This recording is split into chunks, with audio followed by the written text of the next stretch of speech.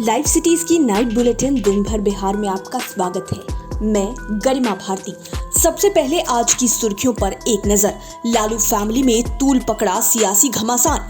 तेजस्वी से घर जाकर भी नहीं मिल पाए तेज प्रताप।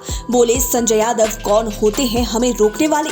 सोनिया गांधी के साथ हुई वर्चुअल बैठक में बिहार से तेजस्वी भी हुए शामिल। उपेंद्र कुशवाहा के सामने ही जेडीयू कार्यकर्ताओं के बीच चलने लगे लात घूंसे। पटना हाईकोर्ट ने कहा आपराधिक इतिहास की जानकारी नहीं देने पर नौकरी से बर्खास्त करना सही नहीं। बालू माफियाओं ने पटना में किया पुलिस पर हमला।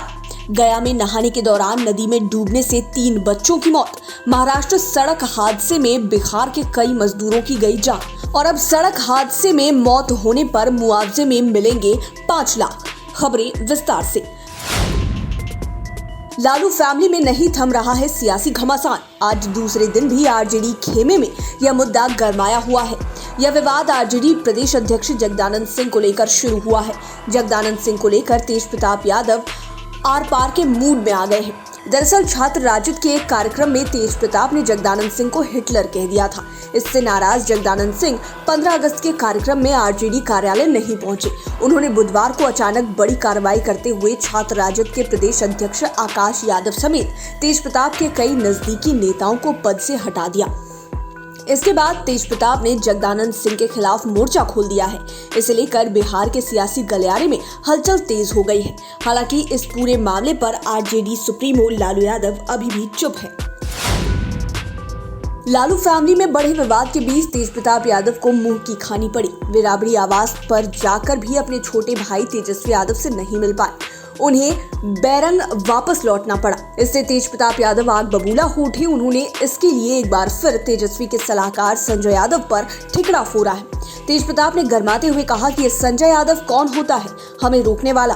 तेजस्वी से हमें मिलने से संजय यादव रोक रहा है। हम चुप नहीं बैठने वाले हैं। हम मीडिया को भी सारी बातें बताएंगे।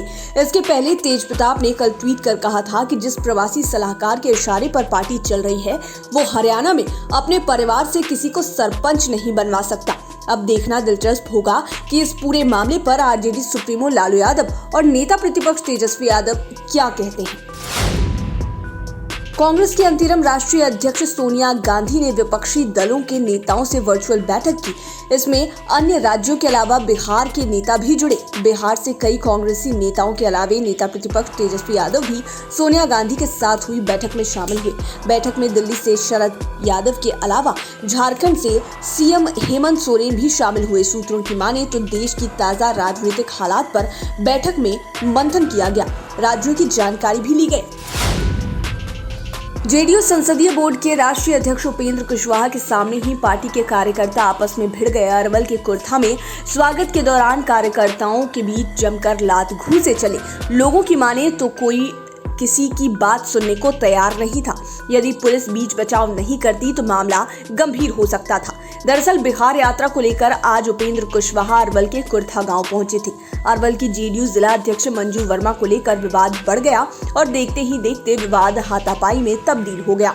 उपेंद्र कुशवाहा अपने सामने मारपीट करते जेडीयू कार्यकर्ताओं को देखते रहे। उन्हें खुद समझ नहीं आ रहा था कि वह कैसे इस पूरे मामले को शांत करे। पुलिस के हस्तक्षेप के बाद ही मामला शांत हुआ।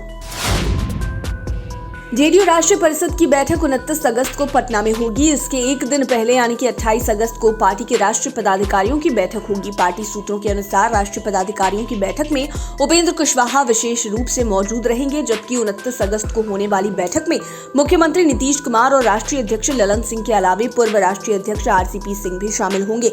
ललन सिंह के राष्ट्रीय अध्यक्ष बनने के बाद यह पहला मौका होगा जब पार्टी के 3 बड़े नेता एक साथ एक कार्यक्रम में दिखेंगे। आपको बता दें कि पिछले 5 दिनों से आरसीपी सिंह बिहार के दौरे पर है, लेकिन अब तक उनकी न तो मुख्यमंत्री नीतीश कुमार से मुलाकात हुई है और न ही ललन सिंह से। बहाली के दौरान अपना आपराधिक इतिहास नहीं दिए जाने के आरोप में नौकरी से बर्खास्त करने को पटना हाईकोर्ट ने गलत ठहराया है।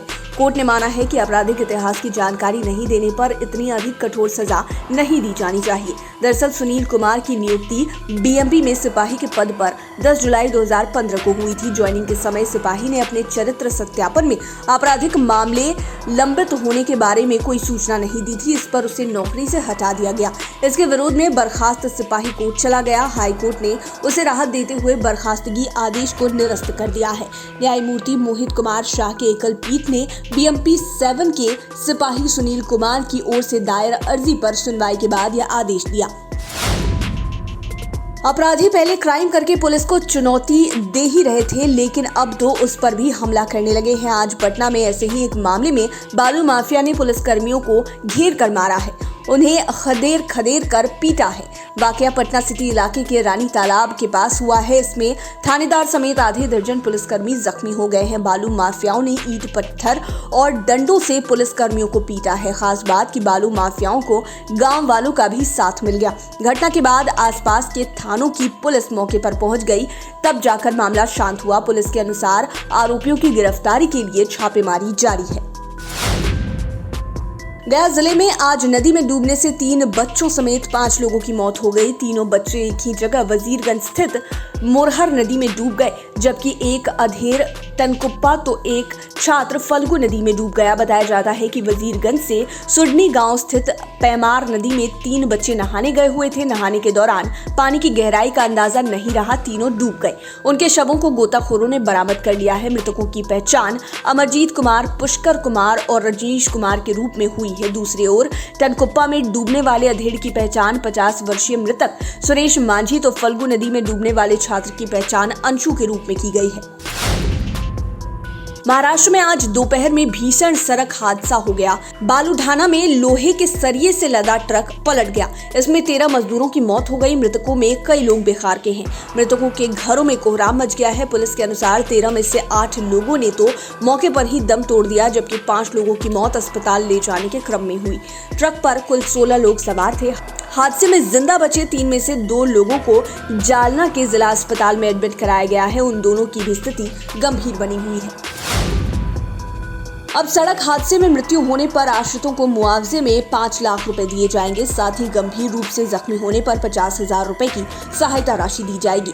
इसके पहले सड़क हादसे में मौत होने पर आश्रितों को 4 लाख रुपए दिए जाते थे। परिवहन विभाग ने इसकी अधिसूचना जारी कर दी है। परिवहन सचिव संजय कुमार अग्रवाल की ओर से जारी आदेश में कहा गया है कि मोटर वाहन दुर्घटना में किसी व्यक्ति की मौत होती है तो उसके निकटतम आश्रितों को अब 5 लाख का अंतरिम मुआवजा दिया जाएगा। गंभीर रूप से जख्मी लोगों को 50,000 रुपए दिए जाएंगे। यह आदेश 15 सितंबर 2021 से प्रभावी होगा। मुआवजा देने के लिए अनुमंडल पदाधिकारी को दुर्घटना दावा जांच पदाधिकारी तथा डीएम को दुर्घटना दावा मूल्यांकन पदाधिकारी बनाया गया है। मुआवजे का भुगतान अविलंब किया जाएगा।